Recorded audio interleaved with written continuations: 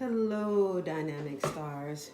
We are here today doing a setting up of a spiritual altar, a shrine, a place for you to commune with your ancestors, your egun, people who have passed on, spirits that have your best interests at heart, otherwise known as your spirit guides. So this is going to be a quick setup so that you can see the simple setup and the more elaborate setup. So why do we do it? Very, very quickly. We set up a spiritual altar or a spiritual table, such as something like this, in order to communicate, to get quiet, to commune with those that we wish to commune with. It's just that simple. No hocus pocus, nothing majorly insane. It is just a focal point for us to, every time we come to it, we know this is the space that I have set aside so that I can work with, speak with, communicate with those who direct and guide me that are not on this physical plane any longer. Okay. With that said, we just have a small vessel like this. This is kind of on the large side. This is like a fish bowl, maybe holds 2 fish, and a very simple cross goes on top of it. And for many, this is all that you need. It's just a place for you to release things, because you can also clean yourself at your spirit table, your bobada, your altar. If you notice, I had this bowl sitting here for about an hour or so. There's some bubbles right over here. And the way I was taught, those bubbles indicate there are things that are, out in the world, maybe spirits, maybe things that are not for your best interest, that are being captured and held. That is what those bubbles are for. As you see, there's 1, 2, 3, 4 little bubbles, maybe just a speck above them. And then there's a little bubble here. Oh, no, that's just me not cleaning it properly. So that is how you look at that. That's a way that your water can communicate with you. So if you see a lot of bubbles, if you see a particular pattern, maybe it's only on the bottom or only on the top, these are messages. Maybe you sat with your spirit guides, your egun, your ancestors, and asked a question, and maybe there was a bunch of bubbles here. That could be their response to you. So always, in addition to watching, if you see little bubbles here and there, see if there's a pattern to the bubbles, because that could be something that they're bringing to your attention. Okay, all of that aside now, water, cross. Main important thing next is your Bible. So if for those of you who do not believe or do not ascribe to Christianity or any other culture that uses the Bible, this particular setup is a Lukumi way of doing things, Santeria, if you will. Coming through the diaspora, the Africans brought their tradition of the Yoruba culture with them along the slave trade. And in many of the places they landed, there was Christianity. So in order to shield what they were doing, they used the saints in the Bible and other Christian elements to put up a front for what they were doing. So the Bible is still heavily used, and this is why the Bible would be on this particular altar, because this is hearkening back to the traditions and how the Yoruba faith even got to the colonies, to the United States, to Brazil, Spain, wherever they landed. This is why. Okay. We can open our Bible at any point in time. at any point in the Bible and read, and that would be a message for us when we sit at our Brobada first and foremost. Once you have done a passage reading like that, with that type, with the Bible, or you could use any other book that you find comfort in, you can now sit quietly. Like, you could say a prayer to the Madama. O glorious Black Mother, whose heart is pure, I beg of you to calm my needs and help me emerge victorious over life's challenges. Teach me to survive, O spirit called La Madama. Give me valor and give me strength. Fill me with your vibration so no evil may reach me. Grant me a little of your much guarded treasure, knowing that where your money has no value, I implore you to accede to be my protector. Amen.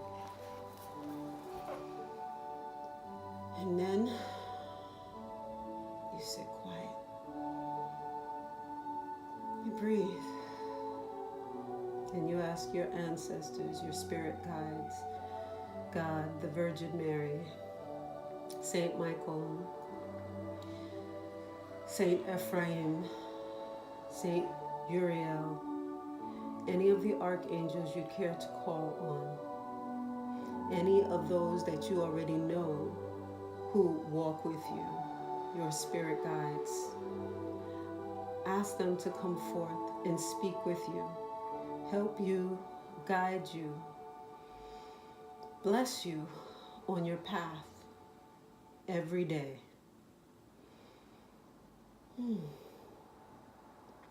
And then you listen, you hear what they have to say. You can use Florida water. It is a great cleanser and a purifier. You can put a few drops in your vessel, on yourself, your third eye, your crown chakra, your throat chakra, both front and back. You can use colonia. You can use Kananga water. These are all various types of perfumes that are used in the Lukami Santeria community for cleansing, for clarity, for releasing negativity, and allowing you to be a clear vessel to receive the messages. And that's it. And you sit quiet and you listen. And if you have practices, if you add this as a daily practice, or at least 2 or 3 times a day, this will greatly help you to connect with those who are closest to you, your spirit guides, your ancestors. This is the simple setup. If you want a more elaborate setup, you can have many glasses. Some people, they feel they can do it with 2 glasses, plus the main vessel in the center,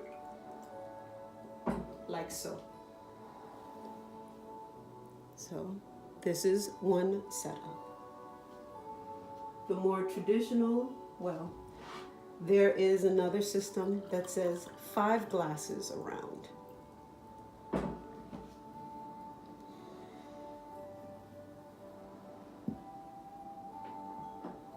So I will show you.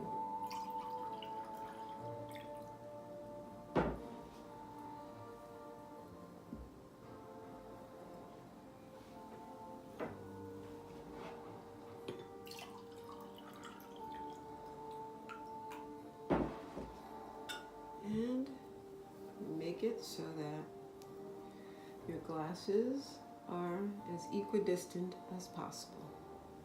That's the 5 glass setup with the 1 vessel in the center.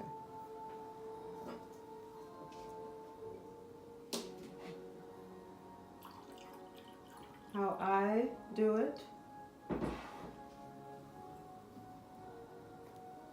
is so. I have a total of 8 glasses around. with the one vessel in the center. So it's a total of 9. There are those who say 7 or 9 because it's supposed to be an odd number. I've seen people do it with 5 around and 1 in the center.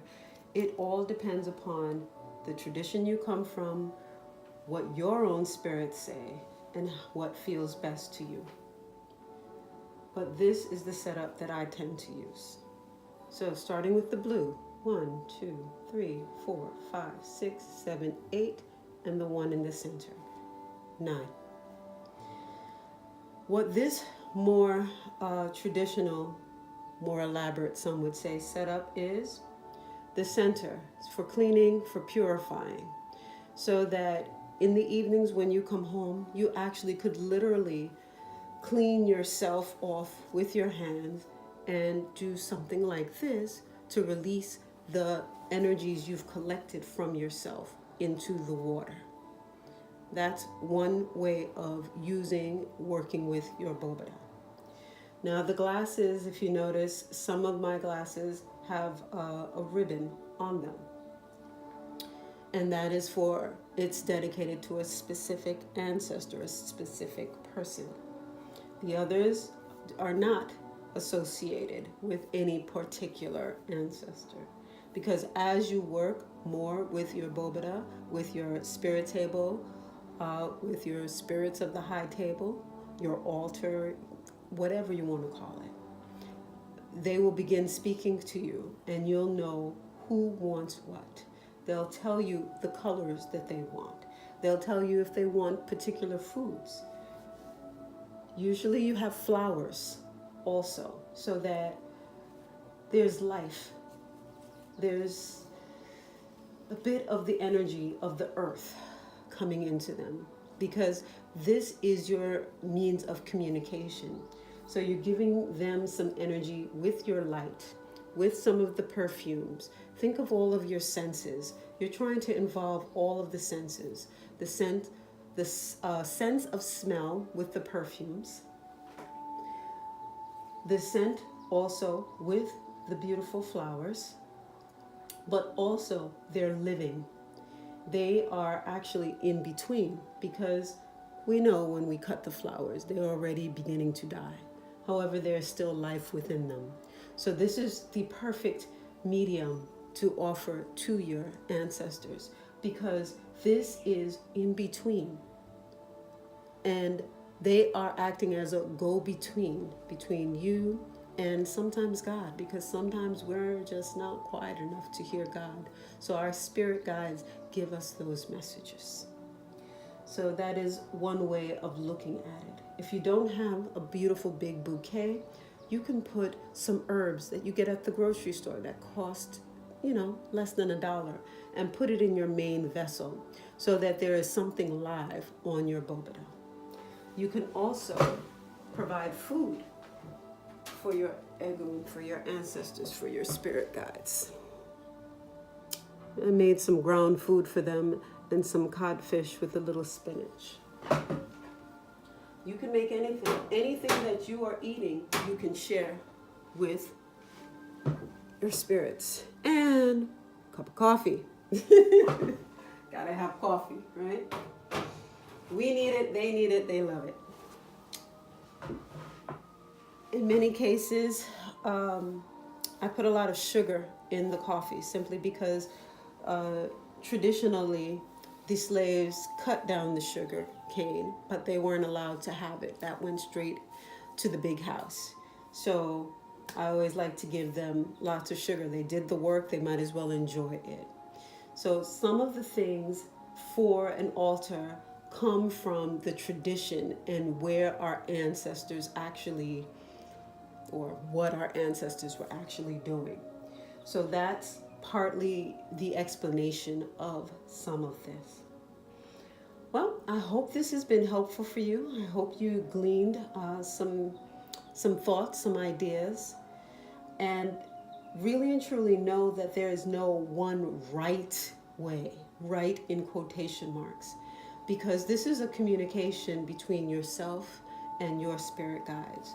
So if they tell you to use a blue glass, a red glass, a purple glass, a green glass with water and one clear glass next to it, or a bowl. Do that. Follow what you heard your spirit say, because your spirits may come from a completely different tradition. So you don't have to follow rote. This is you communicating. In fact, you can start off with a center vessel, not even this size. You could do something smaller. In fact, you can start off with, you're going to love this, you can start off with this. You can start off with a glass of water and do everything that we just talked about.